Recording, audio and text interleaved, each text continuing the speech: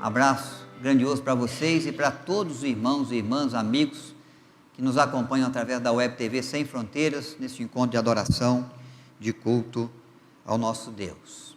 Nós vamos meditar na palavra de Deus. Nós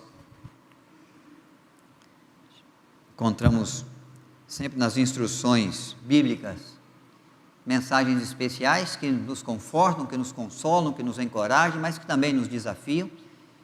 Acho que hoje à noite vai ser a palavra de Deus um momento de desafio para nós que somos discípulos, para nós que seguimos a Cristo, para nós que servimos o propósito de Deus com a nossa vida, para nós que como igreja, como povo do Senhor, vivemos a alegria de poder cooperar com o reino de Deus, de poder proclamar a palavra de Deus através da nossa vida, mas também vivemos o privilégio de assumir e de realizar essa missão que Deus nos confiou, na certeza de que devemos fazer da melhor maneira, fazer oferecendo sempre o nosso melhor, em favor da causa do Evangelho.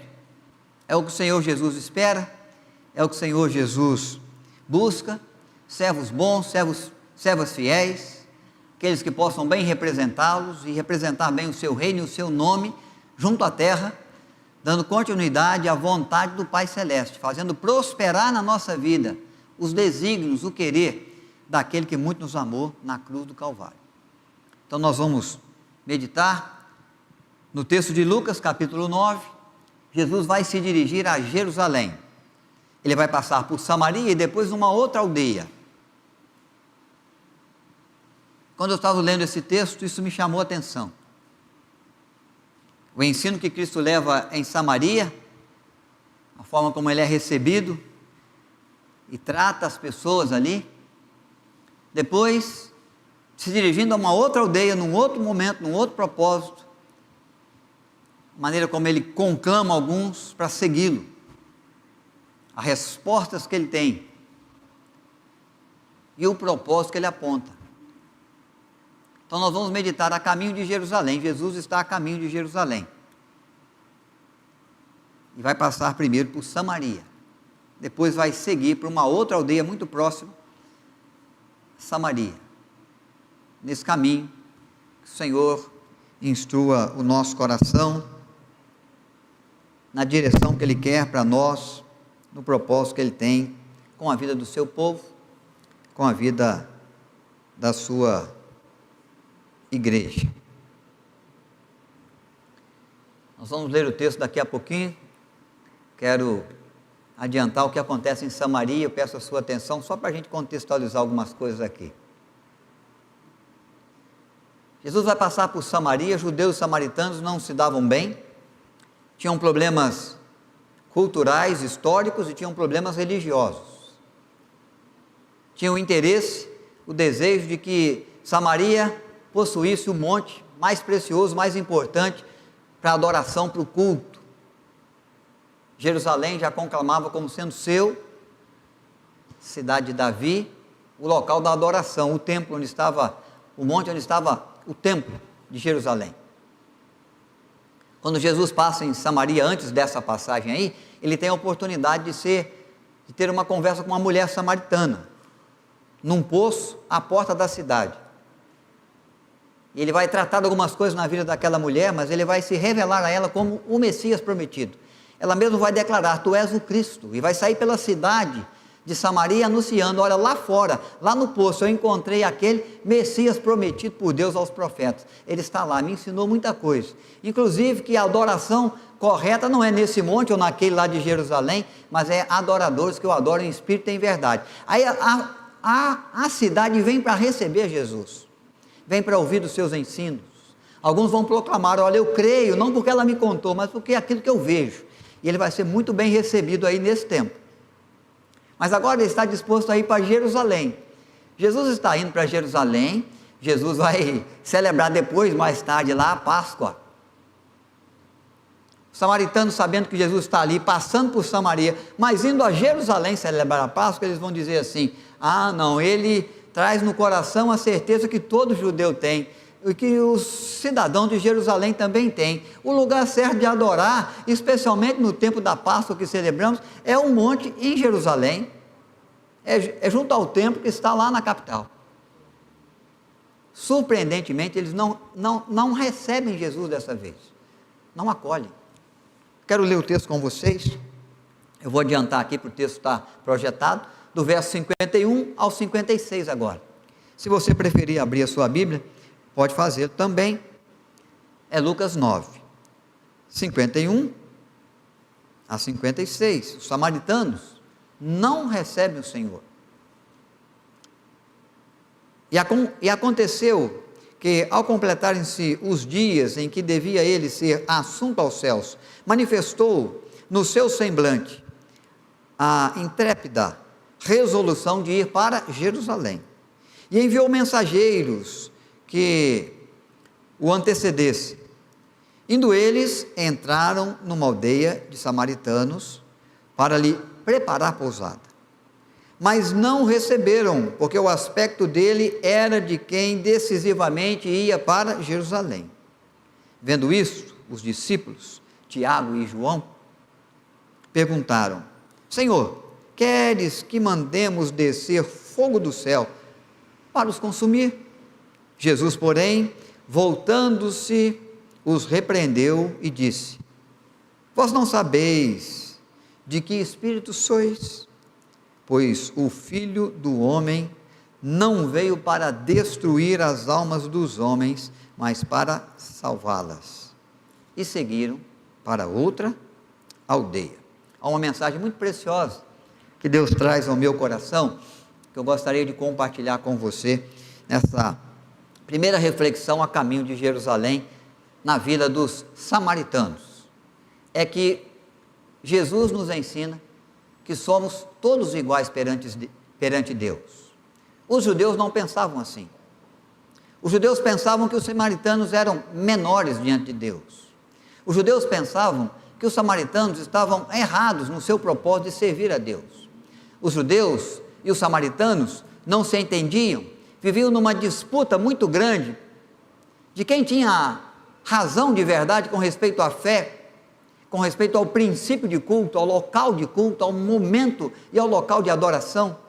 Eles expressam um preconceito muito grande de uns para com os outros. Tanto é que judeus, quando ia a Jerusalém, normalmente evitava passar por qualquer região da Samaria, davam volta, andavam muito mais quilômetros, demoravam muito mais na viagem, mas não passavam por terra de samaritanos, achando que pelo simples fato de passar por ali, poderiam se contaminar na sua pureza religiosa, no seu propósito de cultuar a Deus.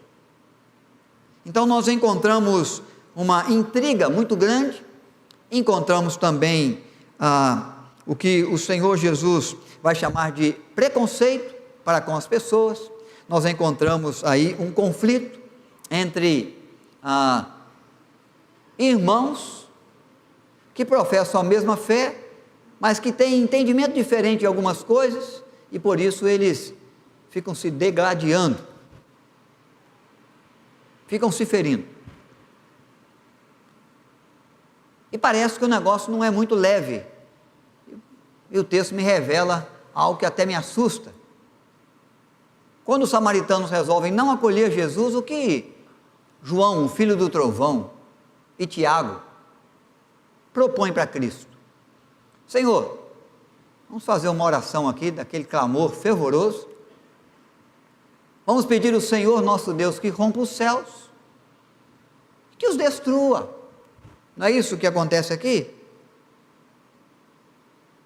Vendo isso, os discípulos, Tiago e João, verso 5:4, perguntaram: Senhor, queres que mandemos descer fogo do céu para os consumir? Essa gente merece morte, fogo. Então o conflito é muito grande, Jesus vai chamar a atenção dos discípulos, é claro que vai chamar a atenção também dos samaritanos, na sua proposta, no seu princípio, no seu valor, na sua atitude. Ele vai dizer: nada disso, o Filho do Homem não vem para destruir o homem, o Filho do Homem vem para salvar. Ele não vem para punir, ele não vem para aniquilar, ele não vem para cobrar nem mesmo pelos erros, pelos pecados, ele vem para usar misericórdia. Ele vem para trazer uma oportunidade nova, ele vem para ajudar, não para prejudicar, ele vem para cumprir o propósito de Deus, que é abrir ao homem as portas da salvação. Ele não vem para destruir, como no dia do dilúvio, que não veio fogo dos céus, mas veio chuva na terra. Ou no dia em que o Senhor resolveu dar cabo de Sodoma e Gomorra, e aí sim, com fogo e enxofre. Jesus sabe que esse é o tempo da graça, esse é o tempo da misericórdia, esse é o tempo em que Deus trata o ser humano todos iguais. Ele vê todos como pecadores, todos destituídos da glória de Deus, todos inculpáveis pelos seus erros, todos merecedores da ira vindoura do Senhor, mas ainda não. Antes da ira, antes da justiça, antes do fim de tudo, antes da destruição de tudo, antes que esse mundo todo se desfaça, isso vai acontecer na segunda vinda de Cristo. Primeiro Deus envia a misericórdia, Deus envia o perdão, Deus envia a compaixão, a bondade. Deus, em seu infinito amor, amor incondicional, estende as suas mãos para acolher, para socorrer, para ajudar e não para destruir.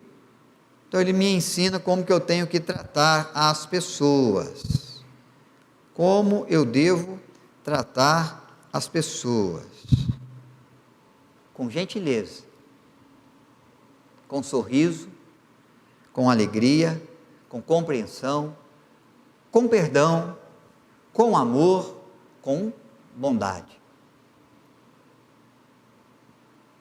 Você pode dizer, mas pastor, é assim mesmo que eu trato todo mundo. Jesus diz que até aquele que nos persegue, aquele que nos odeia, aquele que mentindo fala todo mal contra nós, aquele que na precipitação da falta de conhecimento de todas as coisas, ergue a sua voz às vezes para te difamar, para te ferir, para te maltratar, para tirar a sua credibilidade, para tentar destruir aquilo que você construiu com muito esforço, com muito trabalho, com muita lealdade, com muita fidelidade. Mesmo essas pessoas, sendo eles irmãos em Cristo ou não sendo irmãos em Cristo, merecem ser tratados como iguais diante de Deus, como Deus nos trata no amor que Ele revela em nosso favor na cruz em Cristo, com compaixão, com carinho, com misericórdia, com perdão, com oportunidade, com compreensão. Não há compreensão dos samaritanos para os judeus, não há compreensão dos judeus, dos discípulos, para os samaritanos, mas há uma compreensão, uma generosidade muito grande, que é revelada aos samaritanos e aos judeus na ida de Cristo na direção de Jerusalém, quando Ele olha para todos e trata todos como iguais, para lembrar os discípulos que o propósito de Deus não é destruir o homem, e às vezes nós agimos para destruir o outro, e às vezes o outro, o próximo, o semelhante, age no propósito de nos destruir, de nos aniquilar. Se pudessem, impediriam fogo dos céus para nos consumir. Jesus vai dizer, não, eu não vim para destruir almas dos homens, eu vim para ajudar. Ele é contra o preconceito, Ele é contra o conflito, Ele é contra tudo aquilo que nos destrói, tudo aquilo que nos coloca em guerra. Ele é a favor da paz, do amor, do perdão, da bondade, da generosidade. É a primeira coisa que Cristo me ensina a caminho de Jerusalém. Na vila dos samaritanos, Ele apresenta que eu e você somos iguais diante de Deus, e que mesmo que merecêssemos o castigo, somos tratados com a compaixão. Deus sempre agindo em nosso favor, Deus sempre fazendo por nós até aquilo que nós não podemos fazer, Deus sempre demonstrando do que Ele pensa a respeito de nós. São bons pensamentos, são pensamentos bons, não maus, para nos dar no final de todas as coisas o fim que desejamos, mas dentro do propósito que Ele tem, do caminho que Ele criou, da fidelidade que Ele pode demonstrar, do sustento que Ele pode dar, do amor que Ele pode manifestar. Então é assim que Ele convida os samaritanos a tratar os judeus, ou a tratar o estrangeiro. É assim que ele chama os judeus, especialmente os apóstolos, a tratar os samaritanos, não com essa violência toda. Porque quem sabe identificou aí alguém que fosse merecedor de um castigo, de uma punição, mesmo que fosse. E nós somos diante de Deus, porque pecamos. Em razão do nosso pecado, estamos destituídos da glória de Deus, mas Ele não nos trata segundo o pecado, Ele nos trata conforme a sua muita misericórdia, e ao invés de nos destruir, Ele nos salva. Ele paga o preço da nossa culpa, Ele verte o sangue que perdoa pecados, Ele abre um caminho que nos leva à presença de Deus e que nos dá a vida eterna. Nós que estávamos mortos nos nossos delitos e pecados, merecedores, porque o salário do pecado é a morte, recebemos de Deus de forma gratuita o dom da vida eterna. Porque Ele nos vê como aqueles que precisam da sua graça, da sua salvação, não da sua destruição ou punição. Antes da justiça existe a misericórdia, a graça de Deus. Então, quando nós lidamos com os irmãos, com os amigos, quando nós lidamos com as pessoas dentro da igreja, fora da igreja, quando nós lidamos com as pessoas na aldeia dos samaritanos ou em outra aldeia, em outro lugar qualquer, seja do nosso país ou de outros países, temos que nos lembrar, aos olhos de Deus somos todos iguais. E Deus quer que os seres humanos sejam alcançados pela sua graça, pelo seu perdão. Recebam de Deus salvação, não a punição que às vezes eu desejo, eu espero, eu torço para que aconteça. Eu clame até a Deus, porque eles estão dizendo, se o Senhor quiser, nós clamamos para que o fogo venha dos céus e consuma. Senhor Jesus tem a visão daquele que ama, daquele que se compadece, daquele que enxerga com os olhos que tudo vê. Foi assim que ele agiu diante da mulher pecadora, que foi apresentada diante dele por cometer erros, pecados, como os samaritanos tinham os seus e os judeus também, mas judeus agora que pegam uma mulher em adultério e trazem diante de Cristo e diz, a lei de Moisés manda apedrejar, e tu que dizes? O Deus da graça, o Deus da misericórdia, o Deus da compaixão, Ele diz, quem não tiver pecado, atire a primeira pedra. Todos vão fazer um exame pessoal, um exame interior, e vão deixar as pedras por ali mesmo, e vão retornar para a sua casa, e vai ficar Jesus e a mulher, aquela que havia pecado e aquele que não tinha pecado, e ele vai dizer então, eu contudo também não te condeno, vai e não peques mais. Jesus não é a favor do pecado, e Ele não passa a mão no nosso erro, na nossa iniquidade, de maneira nenhuma. Isso teve um preço muito alto, muito caro para Ele pagar na cruz. Foi muito duro o que Ele passou, o que Ele enfrentou. Dar a vida não é algo que foi fácil. Dar a vida não é dar qualquer coisa, é dar o que a gente tem de melhor. Preciso amar muito. Mas Ele disse à mulher, não peques mais. Siga no outro caminho, siga no outro rumo, não nessa direção. E é por isso que Ele conclama os samaritanos e a judeus a não pecarem mais, não entrarem mais em conflitos, não entrarem mais em brigas, não expressarem mais preconceito, mas a compreenderem mais e perceberem que todos são carentes da graça de Deus, necessitados da graça, do amor do Senhor, e devem se tratar como iguais, porque foi o mesmo preço, o mesmo amor, o mesmo Cristo, a mesma salvação que Deus providenciou para um ou para outro. A caminho de Jerusalém, eles passam em outra aldeia.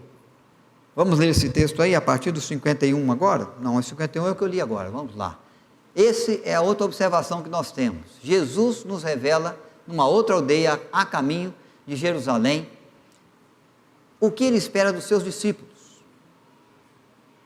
O que será que Jesus espera de mim? Será que é mesmo que eu ore para que aquele que se levantou contra mim e não me acolheu bem, seja destruído? Ele já revelou que não. Mas há algumas pessoas que Cristo vai convidar para seguir, há outros que vão se oferecer para segui-lo, e Ele vai fazer algumas considerações e vai receber algumas respostas. E observando essas coisas, eu quero avaliar também o que, quem sabe, Cristo espera de mim e de você, como discípulo, como servo, como membro do corpo, como aqueles que, alcançados pela graça de Deus, se tornam agora cidadão dos céus, vivendo como peregrino na terra, mas almejando a eternidade que Deus reserva. Como membro da igreja, o corpo de Cristo. Vamos fazer a leitura desse texto, depois voltamos aqui nessa tela, 57 a 62. Acompanhe aí, irmãos. Indo eles, caminho afora, alguém lhe disse: seguir-te-ei para onde quer que fores. Mas Jesus lhe respondeu: as raposas têm os seus covis, e as aves dos céus seus ninhos, mas o Filho do Homem não tem onde reclinar a cabeça. A outro disse Jesus: segue-me. Ele, porém, respondeu: permita-me ir primeiro sepultar meu Pai.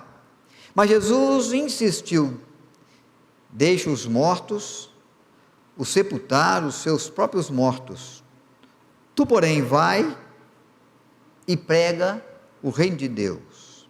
A outro lhe disse: seguir-te-ei. Outro lhe disse: seguir-te-ei, Senhor, mas deixa-me primeiro despedir-me dos de casa. Mas Jesus lhe replicou: ninguém que, tendo posto a mão no arado, olha para trás, é apto para o reino de Deus. Jesus está determinado a ir a Jerusalém, e no caminho ele encontra alguns que querem segui-lo. Há outros a quem ele convida para seguir. Essa é a proposta de Cristo, é a proposta que ele deu à igreja: fazei discípulos de todas as nações, ensinando todas as coisas que eu vos tenho ordenado, batizando em nome do Pai, do Filho, do Espírito Santo. Sereis meus discípulos, até a consumação do século eu estarei convosco. Jesus vai fazendo discípulos, pela sua palavra, pelo seu exemplo, pelos seus muitos sinais e prodígios, pela sua compaixão, pelo seu amor, pelo seu poder, manifestando na terra a presença do Emanuel, Deus conosco, poder de Deus que ali se manifesta. Ele quer seguidores que o acompanhem. Alguns se propõem a seguir, outros são convidados por Cristo. Jesus apresenta sempre a eles o desafio daquele que quer seguir.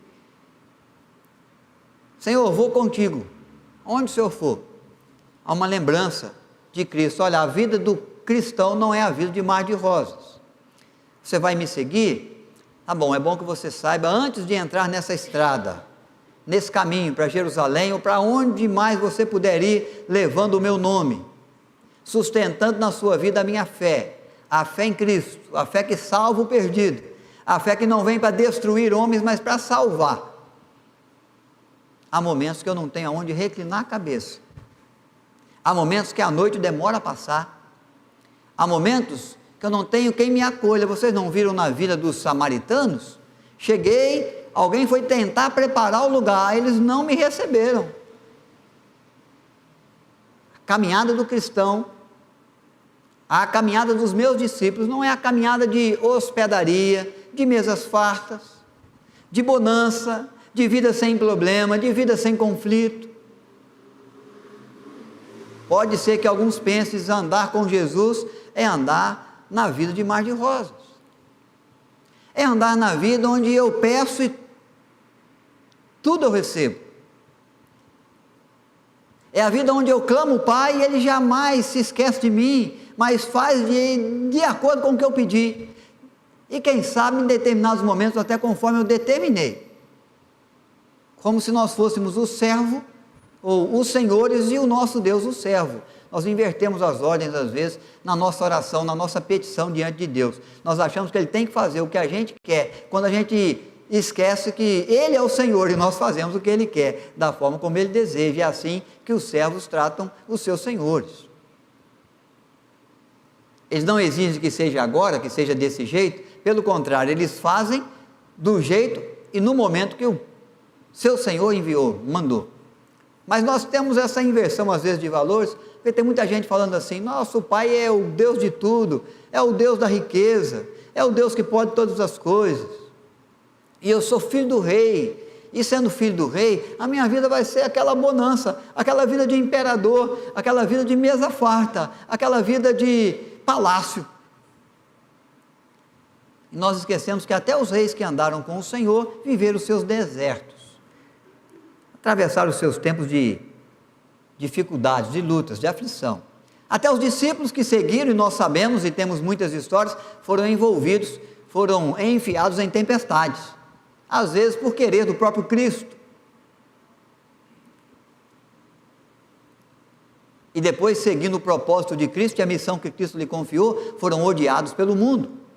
Mas Jesus já havia alertado em João 17, na oração sacerdotal: Pai, eles vão ser perseguidos, porque eles não são do mundo como eu não sou, não quero que tires do mundo. Eles vão ter que padecer as suas aflições, vão ter que ter aquele dia onde eles não têm aonde reclinar a cabeça, mas eu quero que o Senhor os livre do mal, para que eles possam perseverar no seu propósito, no exercício da fé, na vivência do amor, no trato das pessoas sem preconceito, no estender do reino de Deus com as suas vidas, numa vida que seja muito semelhante à minha, a ponto de eles serem chamados cristãos, como foi a igreja em Antioquia pela primeira vez na história da igreja, Atos capítulo 11, Atos 11. Então o Senhor Jesus está dizendo: olha, aquele que quer me seguir, ele tem que saber, ele não entra no caminho das facilidades só, existe bênçãos, existe cuidado, existe proteção, existe o dia de hospedaria,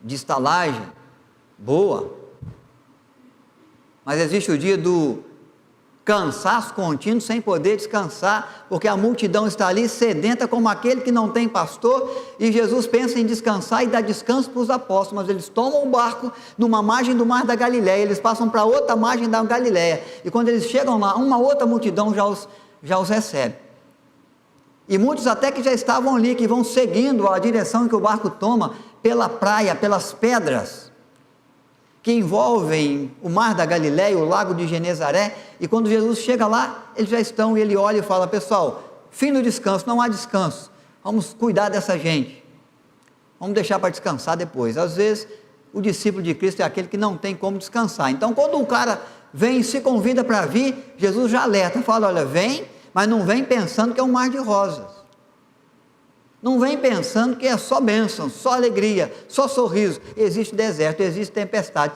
existe aflição. Aliás, pode ser que você sofra por causa do meu nome.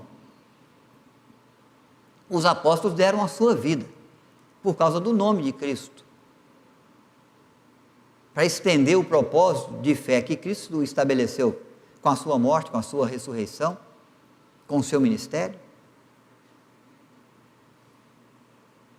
Então Jesus espera que o discípulo entenda: ser filho do rei, estar junto ao reino eterno, reino de gozo, reino de paz, reino de alegria, aqui nessa terra, nesse mundo, exige de mim um pouco de empenho, um pouco de sacrifício. Pode pedir de mim algo que eu não venha a esperar que seja exigido, porque eu achei que entrei num caminho de bonança, mas nesse caminho há também o tempo da angústia, o tempo da agonia, o tempo do Getsemane, da tempestade, do deserto, das tentações do diabo que tentou a Cristo e nos tenta, e das aflições da vida que nós seguimos também. Jesus me ensina essa grande verdade, ele espera que eu entenda como discípulo que isso é esperado de mim. No momento difícil, no momento da dor, não posso voltar atrás, eu não posso negar o nome do Senhor, eu não posso deixar de fazer, deixar de cumprir a missão que Ele confiou à minha mão. No momento em que salta diante dos meus olhos as minhas impossibilidades, a minha luta, a minha aflição, a dificuldade, a enfermidade, a dor do meu filho, da minha filha, o desentendimento na minha casa, mesmo assim, ainda assim, com confiança no Senhor eu tenho que seguir, sabendo que é nesse tempo que o Filho de Deus vai testemunhar da graça grandiosa que Ele tem, do amor que Ele dá ao Senhor, à sua igreja, à sua palavra. Outros são convidados para seguir a Jesus. E um diz, deixe que primeiro eu vá sepultar meu pai. E outro diz, deixe que primeiro eu possa despedir das pessoas lá de casa. Há coisas preciosas que a palavra de Deus nos ensina aqui. Porque aquele que se ofereceu e foi alertado com respeito às dificuldades, Jesus disse para ele, pode ir e prega a palavra. Se você entende, vai e faz. Você é bem-vindo. Mas entendendo bem como as coisas são, como elas devem ser. O que o reino de Deus, o que o propósito de Deus pede para a minha vida, no momento que eu me torno um cidadão do céu, um discípulo de Cristo.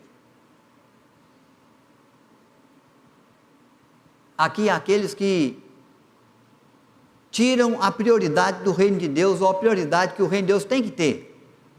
Eu posso, Senhor, mas primeiro quero sepultar meu pai. Ele está falando de dever de um filho mais velho, que agora que o pai ficou idoso, tem o compromisso de cuidar dele, até que ele desça à sepultura. É um princípio de cultura judaica. Ele não está falando, ele não está arrumando uma justificativa ao léu, uma justificativa qualquer, ele está falando de uma coisa real, de um compromisso que ele tem com o pai, junto à casa, junto à família, na cultura, no princípio que o judeu estabelece.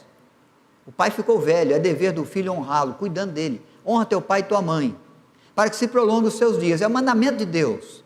E ele entende o que, Senhor? Para me te seguir, tem que primeiro deixar que o meu pai desça à cova, eu tenho que honrá-lo aí. E Jesus vai dizer, deixe que os mortos sepultem os mortos. A prioridade no reino de Deus, que precisa estar acima da cultura, está acima do princípio que o homem estabeleceu. É o princípio que Deus determinou. Buscai primeiro o reino de Deus, a sua justiça. As demais coisas serão acrescentadas. Porque Jesus sabia muito bem que ele poderia comprometer outra pessoa para fazer isso, e ele poderia, mesmo que tivesse que sair junto a Cristo, voltar sempre para ver o Pai, para visitar o Pai. Jesus não está num ministério muito longe, numa região geográfica muito distante, como foi o do apóstolo Paulo. Ele está à margem do mar da Galileia. Precisando, esse homem podia voltar em casa, podia cuidar do Pai, podia ver como é que estavam as coisas, frequentemente. Mas às vezes queremos usar das nossas justificativas, que explicam, mas não justificam, para dizer que agora eu não posso me envolver, agora eu não posso fazer, agora eu não posso corresponder ao que Deus espera, agora eu não posso me envolver nessa missão, nessa tarefa, nesse ministério, nesse departamento da igreja, ou nesse propósito que eu senti que Deus tem para mim, na minha vida como cristão, no dom que Ele me deu, na missão que Ele me confiou a mão para fazer. Há outras coisas, há outras prioridades. Despedidos de casa primeiro. Explicar para eles a missão que eu estou indo, o quanto ela é gloriosa, o quanto ela é grande. Deixa eu ir lá. E ele vai dizer, quem põe a mão no arado, olha para trás, não é digno do reino dos céus. Quem põe a mão no arado, como diz o grupo Logos, né, firmado nessa palavra aqui, não pode mais olhar para trás. Pois quem o arado põe a mão, trabalho certo, tem serviço, profissão. Irmãos, o que eu quero que você entenda não é nem só a questão da prioridade para o reino de Deus, porque isso é algo que Deus requer de nós, e está muito claro na Escritura, referente a essas coisas,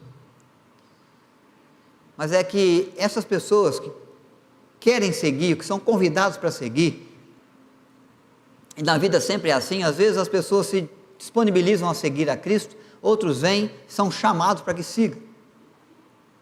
Eles queriam não só inverter a prioridade, mas eles estavam querendo adaptar o reino de Deus às suas possibilidades de vida, adaptar o chamado de Deus à sua agenda, adaptar a sua vontade, o seu desejo de botar o pé no caminho da salvação, no caminho que leva a Deus, mas contudo, não abandonar o seu jeito, nem as suas necessidades, nem a sua agenda, nem a sua prioridade. Ele quer seguir, mas seguir do jeito que ele acha que dá. Ele quer fazer, mas fazer da maneira que não implique muito em sacrifício, em mudança de comportamento ou de agenda que ele já tem, que ela já estabeleceu, sem muito sacrifício, sem muita doação, sem muita cobrança, sem muita obediência à palavra. Fazer, ser crente quando eu puder, quando eu achar conveniente, quando eu entender que está dentro dos meus princípios, dos meus valores, daquilo que eu penso em relação à fé. Hoje tem gente adaptando a Bíblia, para a Bíblia poder falar aquilo que ela pensa com respeito a questões sexuais, de relacionamento com pessoas, transformando, conforme o texto bíblico mesmo já nos instrui, já nos alerta, a verdade de Deus em mentira, para que ele possa dizer assim: eu sou também um cristão, embora eu mantenha o meu relacionamento de homossexualidade, porque há amor de Deus e há de fato princípio na Bíblia que me inspira nisso. E aí pega o texto bíblico e dá uma remodelada na escritura. Houve um pastor que muito recentemente, um pastor de nome nacional, que disse: nós não podemos interpretar a escritura mais como interpretávamos antes, nós temos que fazer uma releitura para readaptar a escritura, a Bíblia, a palavra de Deus ao nosso tempo. É isso que está acontecendo aqui naqueles que são chamados. Jesus está deixando muito claro, não dá para adaptar a sua vida ao reino de Deus. Quando você vem, ou quando você é chamado para vir, você tem que entender, você vem para ser nova criatura, você vem para obedecer os mandamentos, você vem para entender a vontade do Pai, pôr o pé no caminho da salvação, mas guardando todas as coisas que Cristo lhes tem ordenado a guardar. Não dá para ser uma adaptação daquilo que eu quero e da vontade de Deus. E de vez em quando fazer o que eu quero, e quando for possível, que não exigir demais de mim, atender à vontade de Deus, naquilo que Ele espera da minha vida como discípulo. Porque Jesus entendia que é assim que os discípulos estavam vivendo, apesar de estarem andando com Ele já há algum tempo. Quando eles encontram os samaritanos, eles continuam no preconceito. Eles continuam na aflição, eles continuam na intriga, eles continuam vendo eles como pessoas menores, eles continuam desejando que fogo desça dos céus e os consuma. Cadê o caminhar da nova vida, da nova criatura, onde as coisas velhas vão passando, coisas novas vão surgindo? Jesus está dizendo isso para aqueles que estão sendo convidados, para aqueles que estão se oferecendo, mas ele sabe que o ouvido dos discípulos estão aguçados para ouvir, e quem sabe seja o tempo deles aprender. Não dá para adaptar o reino de Deus à sua vida, aquilo que você gosta, aquilo que você quer, aquilo que você sente bem, aquilo que você não quer abandonar, a agenda que você não quer deixar, o princípio, o valor que você tem, as necessidades que você quer suprir na sua vida, que esteja em conflito com o reino de Deus. Ou é o reino de Deus, mesmo assumindo as dores, as aflições, os desertos, as tempestades, a obediência à palavra, o negar a si mesmo, a tomar a sua cruz e segui-lo, ou então você não está no reino de Deus, você está em qualquer outra coisa, em qualquer outro projeto, que é seu, que é humano, e que pode ser que você pense que está no caminho, mas não está, que te leve a imaginar que você faz parte da igreja, faz parte do cidadão do céu vivendo na terra, mas pode ser que você não esteja, porque quem põe a mão no arado não olha para trás, porque se olhar para trás, se querer adaptar o evangelho, à sua vida, ao seu princípio, ao seu valor, àquilo que você acha que é conveniente para você, se olhar para trás, o que diz o texto? Não é apto para o reino dos céus.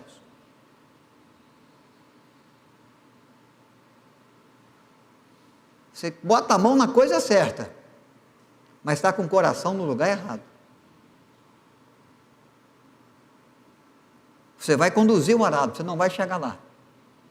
Em algum lugar você vai se perder no caminho, porque não há como conduzir o arado certinho olhando para trás. Ele só segue o rumo que ele tem que seguir, só chega onde ele vai chegar quando você está com os olhos fitos para frente, no autor e consumador da fé, que é Cristo. olhando a sua vida, olhando o seu exemplo, e no coração de Cristo ele não vem para destruir ser humano, ele vem para salvar. Mas os discípulos queriam e preferiam a destruição. E aquele que quer seguir às vezes porque acha que é mar de rosas. É bênção sobre bênção. Existem muitas bênçãos, graças a Deus. Mas nós temos que saber da dureza, da exigência do negar a si mesmo. De dar prioridade para o reino de Deus. Não quer dizer que a família não é importante, o trabalho não é importante, não tem o seu valor, o seu lugar. O cônjuge não é importante, os filhos não sejam, mas nada pode ser mais do que o Senhor, mais do que o seu reino. É duro para nós, seres humanos, atender essas coisas. Mas é isso que Deus espera de mim. É isso que Deus espera de nós. Colocar o meu ego, a minha vontade, o meu querer, a minha agenda, debaixo da agenda de Deus e submissão à vontade de Deus. Para nós que gostamos de achar que a coisa está no nosso controle, está no rumo que a gente gostaria, em alguns momentos, em algumas circunstâncias, é muito duro, é muito difícil, mas é o melhor para aqueles que querem ser servos, bons, fiéis, servas boas, diligentes. A caminho de Jerusalém, Jesus vai trazendo preciosidades ao meu coração, Jesus vai levando preciosidades ao seu coração. Não podemos ajustar o reino de Deus às nossas necessidades, agendas ou vontades.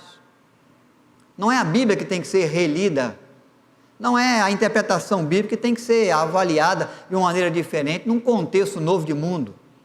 A Bíblia vai continuar sendo Bíblia, a palavra de Deus, a vontade de Deus vai ser sempre vontade de Deus, em todo o tempo, para todas as gerações, em todos os cantos e recantos desse mundo, que tem culturas, princípios e valores diferentes. A verdade da Bíblia é a mesma em todo lugar, para toda criatura. E Deus vai fazendo discípulos em todos os povos. Mas discípulos que entendem. Não dá para ajustar o reino de Deus à minha vontade. Adaptar o que eu quero, muitas das vezes, com aquilo que Deus já determinou para mim. Trazer a minha prioridade e justificá-la diante de Deus e achar que Deus vai aceitar isso. Porque eu entendo que assim é melhor. Hoje de manhã eu falei, às vezes a gente acha que é especialista, mais do que Deus, em muitas áreas, em muitos assuntos, em muitas circunstâncias. E quebramos a cara. Porque ninguém conhece como Deus conhece, ninguém vê como Ele vê. Ninguém tem um controle, o domínio soberano das coisas, ninguém tem o poder que Deus tem. Por isso Ele é Deus, nós somos criaturas. Mas somos criaturas chamadas para servir, que vivem o privilégio de se tornar filhos e cooperar com o seu reino. Mas nós temos que entender, você pode vir porque Deus moveu o seu coração e você vem, você pode ser convidado a vir, mas não dá para adaptar a vontade de Deus à nossa, para mudar a prioridade que Deus já estabeleceu, porque eu tenho as minhas intenções pessoais, as minhas vontades. Não dá para dar uma releitura da Escritura, para adaptá-la à minha vida, do jeito que ela garanta que eu possa fazer aquilo que eu gostaria de fazer, mas que eu sei que Deus já condenou. É transformar a verdade de Deus em mentira. Não dá para ser. Que o Senhor siga nos instruindo, quando olhamos para a sua palavra e verificando o que Ele fez e como Ele agiu e o que Ele ensinou, em cada local que Ele foi, em cada momento em que Ele, com a sua vida ou com a sua palavra, nos instrui. Que fazendo parte do corpo de Cristo, queridos, que não venhamos a querer a realizar as nossas próprias adaptações, dar o nosso jeitinho brasileiro, para quem sabe na Bíblia eu consigo explicar uma coisa que Deus não explica, ou quem sabe por uma revelação nova que eu proclamo ter recebido do Senhor, possa dizer que Deus quer, que Deus me falou algo que Ele nunca falou na Escritura. Porque o que passar daqui, além ou aquém da Escritura, nós temos que ser anátema, ficar longe, distante, não podemos dar ouvido. Que Deus nos instrua, que Ele nos conduza, que possamos de fato ser estes servos bons, servas fiéis, que venhamos a entender a proposta de Cristo em Mateus, no capítulo 6, verso 33, onde Ele vai dizer que importa buscar em primeiro lugar o reino de Deus, sua justiça. quanto Ele vai acrescentar essas coisas outras que Ele sabe que nós precisamos à nossa vida. E é por isso que nós oramos, para pedir de Deus a possibilidade de expressar a Ele fidelidade, para servi-lo com obediência à palavra, para servi-lo na vontade que Ele tem, na agenda que Ele dá, para servi-lo como uma nova criatura, que vai deixando e trabalhando para que as coisas velhas passem, para que a nova vida possa ir tomando conta, para que possamos dizer como Paulo, viver para mim é Cristo, morrer é lucro, importa que Ele cresça, que eu diminua, como João Batista mencionou no seu tempo, ao contemplar o Cordeiro de Deus que veio não para destruir, mas para salvar o perdido.